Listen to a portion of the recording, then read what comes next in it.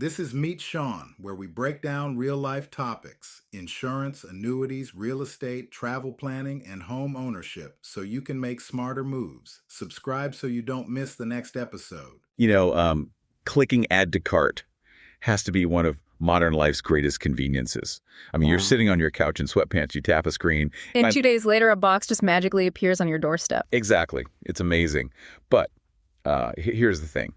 As seamless as it feels, the internet can sometimes still feel like the absolute Wild West. It really can. Because e-commerce is booming. We are talking about a space that, well, the source material projected it to hit $6.5 trillion globally by 2023. But where there is that much money, the outlaws are never far behind. Right. It is a massive target. I mean, in 2020 alone, scammers took a $3.3 billion bite out of consumers. $3.3 billion? That's insane. It is a staggering amount of money vanishing, and the sheer scale of it really underscores how the internet provides this ultimate cloak of anonymity. Because they could just hide, right? Exactly. A bad actor can spin up a fake storefront in a matter of hours, run a highly targeted scam for a few days, and then just vanish into the digital ether before anyone even realizes a crime has occurred. Which is exactly why we're doing this deep dive. Our mission today is to equip you, the listener, with the ultimate online shopping armor. Yeah, which is so important right now. Right. Especially if you are someone who is newer to doing a lot of digital transactions, or, if you just want to make sure your defenses are up to date. Because the tactics change constantly. They really do. So we are going to uncover 12 specific warning signs that just scream scam. And we are going to do a head-to-head comparison of payment methods so you know exactly how to protect your hard-earned money. That payment method section is going to be crucial. Oh, absolutely. But before we get into the technical defenses, I really want to look at the bait, the initial lure, is it just that we are getting more gullible as consumers, or are the psychological traps getting that much better? Well, the traps are just incredibly sophisticated now because they are designed to bypass your rational brain entirely. Wow. So they aren't even trying to fool our logic. No, not at all. Before a scammer can steal your financial information, they have to manipulate your behavior. They want to force an emotional response. Like panic or something. Exactly. Specifically greed, urgency, or a fear of missing out. They want those emotions to completely override your critical thinking. We see this all the time with pricing, right? Mm-hmm. The classic too good to be true scenario. All the time. Our sources actually highlight a great example of this. Let's say you are looking for a popular espresso machine. An authorized, legitimate retailer sells it for $200, and it takes 3 to 5 days to ship. Which is a standard, realistic retail model. Right. And you might find it on a competitive marketplace for, say, $220 with faster shipping. Oh. But then you stumble across a completely unknown seller listing that exact same espresso machine for $50. And that extreme price drop is the first hook. It's just so tempting. Yeah. It is. But legit businesses simply cannot sustain margins where they are selling premium, brand new items at a 75% discount. It just defies basic retail economics. Right, they go bankrupt. Exactly. But scammers pair this unrealistic price with bizarre logistical promises, mostly to see who is actually paying attention. For instance, they might offer immediate download for a physical coffee maker. Oh, wait. An immediate download for a physical appliance? Yes. It sounds totally absurd when we say it out loud. It is completely absurd. Or, they will promise 24-hour shipping from halfway across the world entirely for free. Which is impossible. Logistically, moving a heavy box across an ocean in a day costs hundreds of dollars, yet they are supposedly doing it for free on a $50 purchase. Right. But they don't want you thinking about logistics. They use pressure tactics to keep you moving fast. Like a high-pressure digital infomercial just screaming at you through the screen, limited time offer, or only 2 left in stock. 50 people have this in their cart right now. Yes, it creates artificial scarcity. But let me play devil's advocate for a second, because, we've all felt that thrill of the hunt. Is there ever a scenario where an incredible discount on an unknown site is just a genuinely lucky find for you? Or is that always a trap? Well, if it is a highly sought-after brand name item being sold by a retailer you have literally never heard of at a fraction of the cost, it is almost certainly a trap. Really? No exceptions. I mean, a legitimate retailer will have clearance sales to move old inventory, sure. But scammers rely on the fact that the adrenaline rush of finding a quote-unquote secret deal will blind you to the red flags. Ah, I see. They want you to rush the checkout process before you start asking questions. So if your heart starts racing because you found the deal of the century, that is actually your physical cue to pump the brakes. Emphatically, yes. Yes. Step back. Because if you resist that initial urge to blindly click buy, your next step is naturally to look around the website itself. Right. You start clicking around. Yeah. And this is where the scammer's digital facade usually starts to crumble. When we look past the shiny price tag, we start seeing the architectural cracks in how the site looks and functions. Okay, let's talk about those structural cracks. The source material mentions poor website design, intrusive ads, and site errors. But I have to push back on this a bit on behalf of small businesses. Sure, go ahead. Couldn't a legitimate mom-and-pop store just have a really terrible website because they can't afford a professional web developer? I mean, I have definitely bought specialty items from local hobby shops where the website looks like it hasn't been updated since 1998. That is a really crucial distinction to make. A small, legitimate business might have an outdated layout or, broken image formatting or a really questionable font choice. Comic Sans everywhere. Right, exactly. But that is just quaint, and it reflects a small marketing budget. A scam website isn't just ugly. It is functionally chaotic and actively hostile to the user experience. What do you mean by actively hostile? Well, a mom-and-pop store isn't going to bombard you with flashing pop-ups designed to disorient you. They aren't going to have erratic buttons that dodge your cursor. Oh, I hate those. So it's the difference between benign neglect and active malice. Exactly that. Scammers use chaotic visual elements deliberately to distract you or to trick you into clicking an area of the screen you didn't intend to.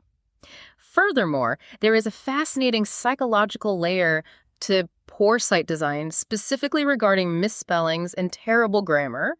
Yeah. It is often intentional. Wait, intentional? Okay. Why would a scammer purposefully make their site look unprofessional with bad spelling? It acts as a filtering mechanism. Really? Yeah. Scammers want to target the most vulnerable, least skeptical slice of the population. If a consumer notices the terrible grammar and leaves the site, that saves the scammer the time and effort of dealing with someone who will likely scrutinize the credit card charge later or ask too many questions. Wow. The bad grammar filters out the skeptics, leaving only the most gullible targets. That completely flips the way I look at a typo on a checkout page. It is not a mistake. It is a feature of the trap. It is a highly effective feature. That is wild. And speaking of traps, the sources highlight website redirects as a massive danger zone. Oh, redirects are one of the most severe technical warnings you can encounter. What exactly does that look like for the user? This is when you click on a product or try to navigate to the shopping cart and you are suddenly forced onto an entirely unrecognized, unrelated domain. Okay, so they yank you away from the store. Right. Legitimate retailers invest heavily in keeping you on their domain from the moment you arrive to the moment you pay. So if I click on a pair of running shoes and suddenly the URL bar at the top of my browser says I'm on a site called discount crypto wallet update.biz, I need to close that tab immediately. Instantly. Do not click anything else, and you should probably run a virus scan afterward, honestly. Just to be safe. Yeah, because malicious redirects are often active vehicles to deploy phishing pages that look like bank logins or to execute drive-by downloads. Wait, drive-by downloads? That sounds terrifying. What is that? It is. This is when a website exploits vulnerabilities in your browser to download malware onto your device in the background without you ever clicking approve or download. Don't even have to click anything. Nope. The simple act of landing on the redirected page is enough to trigger the infection. It is a highly aggressive tactic. Jeez. Which proves why lingering on a sketchy site just to see what happens is a terrible idea. Absolutely. Another thing the sources point out regarding the site's facade is poor product representation. Like, if they're selling a tent, but the description just says, good tent for outside sleep fast shipping, with no details about the dimensions or waterproofing, that's a huge problem. Right, because it reveals that the seller doesn't actually possess the inventory. They don't even have the tent. Exactly. When scammers create these sites, they don't have warehouses full of products. They scrape low-resolution thumbnails and generic titles from search engines to populate their fake catalog. They can't provide detailed specifications because they literally have no idea what the product is. Okay, let's say you've navigated all this. The price seems reasonable, the site is clean, there are no chaotic pop-ups, and the product descriptions are actually detailed. Okay, so the facade looks good. Right. Now we have to figure out if there is a real human being on the other side of this transaction who is actually going to pack a box and send it to you. We need to investigate the seller's footprint. We need to vet the ghost behind the machine. I like that.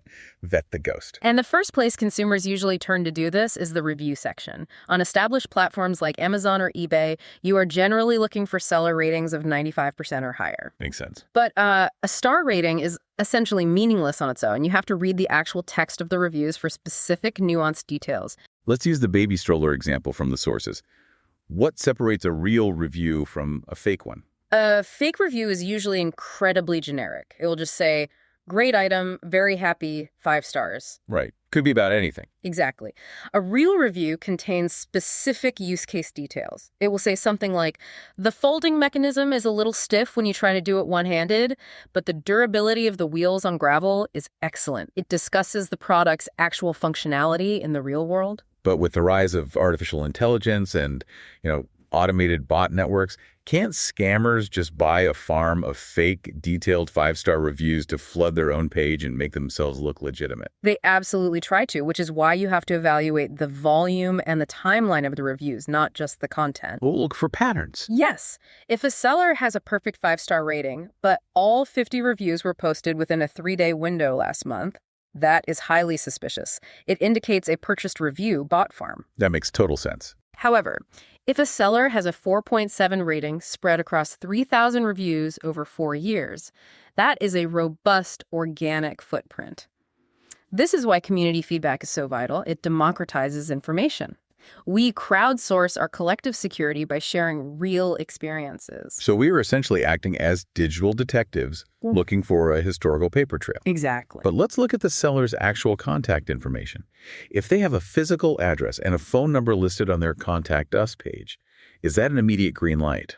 Or do scammers spoof phone numbers and addresses too? Scammers definitely spoof addresses. They will pull a random commercial address off Google Maps and just paste it on their site. Wow, bold. But the lack of an address is a glaring warning. Real stores exist in the physical world. Legitimate sellers also offer multiple communication channels. They provide an email address, which gives the consumer a paper trail, and often a phone number or live chat for immediate support. And the sources point out that good customer service is a primary driver of repeat business for legitimate retailers. Precisely. The National Retail Federation tracks this closely. Legitimate businesses invest in communication channels because they want you to have a good experience, trust them, and come back to buy again. They want a relationship. Right. Scammers operate on a hit-and-run model. They have zero interest in repeat business. They want to extract your money once and then disappear before the chargeback hits. Yeah, providing real responsive contact information or establishing a paper trail goes against their entire operational model. It would ruin the scam. If their exit strategy relies on vanishing into the ether, leaving a trail of easily accessible communication channels is the last thing they want. And I assume this same logic applies to a site's return and privacy policies. It does. A legitimate business has clear, explicit policies. They will state, return within 30 days in the original packaging for a full refund minus shipping. Very straightforward. Right. A scam site will either have no policy whatsoever, or they will bury you in a confusing, contradictory word salad. They design these policies to give themselves endless loopholes to deny a refund or to legally justify harvesting and selling your personal data. All right, so let's look at the timeline. We've scrutinized the psychological lure, we've inspected the digital storefront, and we've vetted the seller's real-world footprint. You're doing the due diligence. Right. You are feeling confident, and you've got your item in the cart. Now we reach the critical moment. Right before you type in your credit card number, you need to check the technical shield. Yes. This is where we transition from looking at the logistics of the sale to evaluating the actual cybersecurity of the transaction itself. The most foundational check is ensuring you are on a secure website connection. We are talking about looking for the A's in HTTPS in the web address bar. Exactly. To put it simply, using a standard HTTP connection is basically like shouting your credit card number across a crowded coffee shop for anyone to hear. That is a perfect analogy. While HTTPS is like sliding that same credit card across the table in a locked, heavily encrypted briefcase. That's spot on. The word stands for secure. It means the data passing between your browser and the website's server is encrypted. So it's basically scrambled. Right. If a hacker manages to intercept the data while it is in transit, all they see is a scrambled, unreadable string of characters, not your actual financial information. What is vital to understand is that HTTPS is no longer an optional luxury for an e-commerce site. It is the absolute bare minimum standard. Yes. In fact, modern web browsers are designed to actively warn you if a site isn't secure. They will often display a full-page red warning screen or show a broken padlock icon next to the URL. I've seen those. They look pretty scary. They should. If you do not see that locked padlock icon, do not enter any personal data. Ever. And the sources also mentioned looking for third-party security seals, like those little badges at the bottom of a page from recognized cybersecurity companies. Yeah. But I imagine there is a catch there. Oh, there is a huge catch. The catch is that an image is incredibly easy to steal. Oh, right. While legitimate sites use those seals as an indicator of trust, a scammer can simply right-click, copy and paste an image of a Norton or McAfee security seal onto their fraudulent checkout page. Wow. So it creates a false sense of security. Completely false. You cannot rely on the website to protect you. You need your own proactive digital armor.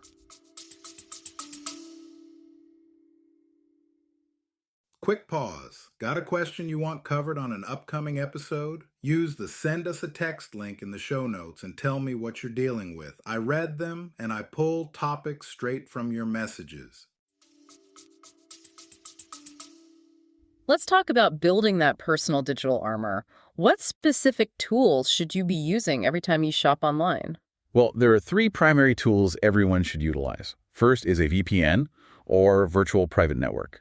This is critical if you are shopping on public Wi-Fi, like at an airport or that coffee shop you mentioned earlier. Why is public Wi-Fi so dangerous? Because open networks broadcast data to anyone connected to that same network. A hacker sitting 3 tables away can use simple software to perform packet sniffing, which intercepts the data your phone or laptop is transmitting over the air. So they are literally just grabbing the data out of thin air. Basically, yes. A VPN solves this by encrypting all your data before it even leaves your device, routing it through a secure tunnel that shields it from anyone else on the network. That is brilliant. Okay, so a VPN is tool number 1. What is the second layer? Antivirus software with real-time protection. Got it. We discussed those malicious redirects and drive-by downloads earlier. Even the most cautious shopper might accidentally click a compromised link. Real-time antivirus acts as a safety net, actively scanning web traffic and stopping malware scripts from executing on your machine. And the third tool? A reliable password manager to generate and store unique, strong passwords for every single account you create. Because if a scammer sets up a fake site just to harvest your password, and you happen to use that exact same password for your online banking app or your email, well, that's game over. It is. It is a technique called credential stuffing. Credential stuffing. Yeah.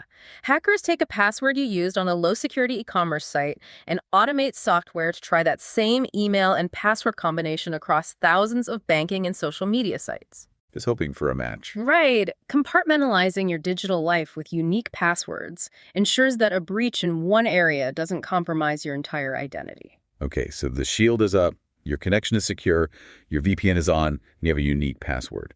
Now we arrive at the final checkout, money and action. The point of no return. Because ultimately, the scammer's goal isn't just to steal your money. Their goal is to separate you from your money in a way that makes it impossible for you to ever get it back.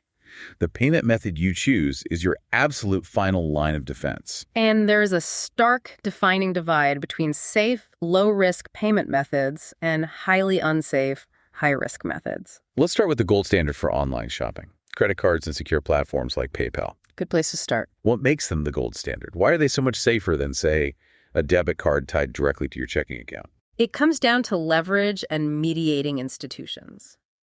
Credit cards and PayPal offer robust buyer protection. If you purchase that espresso machine and a box of rocks shows up, or the tracking number simply goes dark and nothing arrives, you have a massive financial institution standing between you and the seller. You essentially have an escrow service. Exactly. You can contact your credit card company and dispute the charge. They will freeze the funds, investigate the transaction, and in most cases of blatant fraud, they will execute a chargeback. I mean, you get your money back. They reverse the transaction and restore your credit. You aren't fighting the scammer alone. You have an institution enforcing accountability. Now, contrast that with the unsafe, high-risk methods the sources warn about. Wire transfers, gift cards, and prepaid debit cards. Yeah, using those methods is effectively the same as putting physical cash in an envelope and mailing it to a stranger. The source material actually had a very blunt quote about this. It said, using these methods is like sending cash. Once it's gone for good. Let's dig into the mechanics of why that is.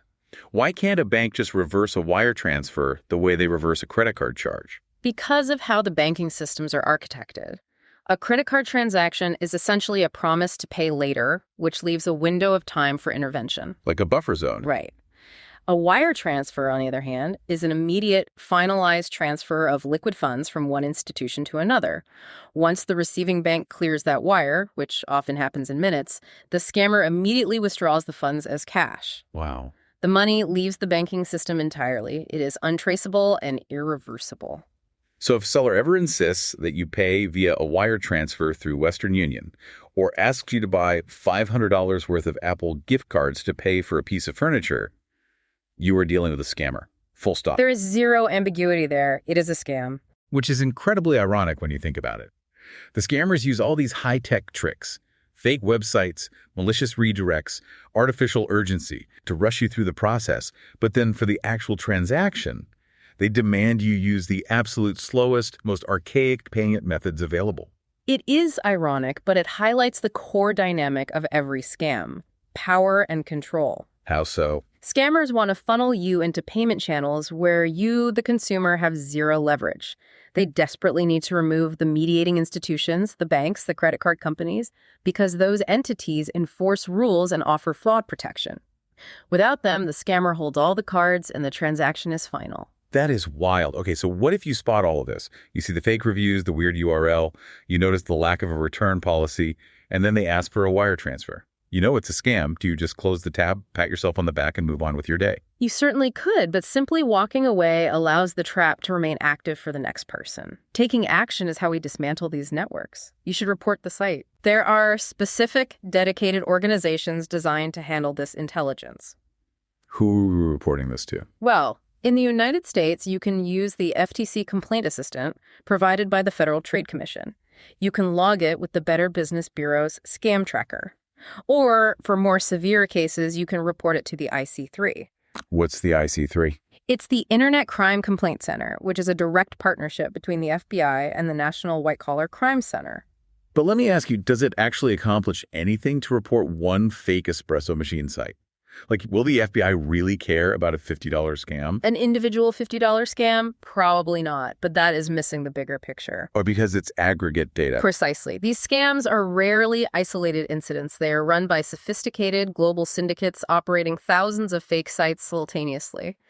When you report a fraudulent URL, a spoofed email address, or a shady routing number, that data point goes into a massive federal database. It feeds the intelligence loop. Exactly. Analysts use those aggregated data points to map out the criminal networks, track their digital footprints, and trace the flow of money.